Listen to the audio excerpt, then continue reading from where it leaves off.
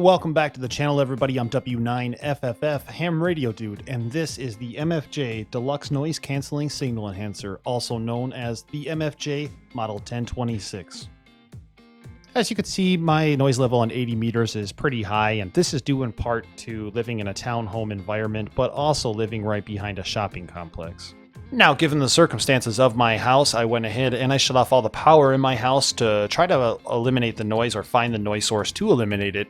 And when I did find a few cable modems and routers that were causing some issues, I did use the RFI reduction kit from Polymer Engineering, which seemed to reduce my noise level slightly. I did determine that there was also a lot of noise being generated from outside my house that I'm probably not going to be able to solve myself. And that's where the MFJ Model 1026 came in handy. According to the manual, the MFJ Model 1026 is designed to reduce noise or interference or improve desired signals before the noise affects sensitive receiver circuits. One thing I noticed when purchasing this item, and it's not really an MFJ thing, but there was a very wide variety or a very wide spectrum of how much this device cost. I noticed on MFJ's website, they say that the cost is $239, and that was comparable to DX Engineering's website. And then over at HRO, they have it advertised as $219. But the best deal of them all is Gigaparts at $202.95. Configuration and installation of this device was fairly easy. From my antenna tuner, I ran a coax into the main antenna port of this device. I then ran a coax from the radio port of this device into my transmitter. And finally, you're presented with an auxiliary antenna port, which you could use an external antenna with this device, but in my case I don't have an external antenna, so I use the included telescoping whip that will plug into the top of this device.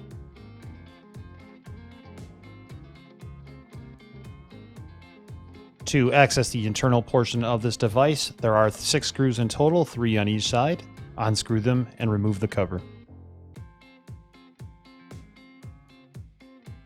2 internal jumpers allow for the end user to switch between the auxiliary antenna and the telescopic antenna, depending on the source of the noise. An inline bulb fuse helps prevent stray RFI from damaging internal components. Although this isn't a guide on how to use the device, I did find that adjusting the auxiliary gain and the main antenna gain to find a sweet spot was sometimes difficult to understand, but once you figured it out and got the hang of things, it became a lot easier. Adjusting the internal bypass relay is as easy as adjusting the T&R delay knob on the front of the radio.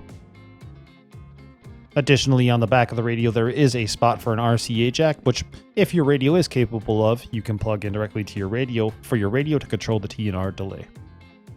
Does the MFJ Model 1026 work? I'll let you be the judge.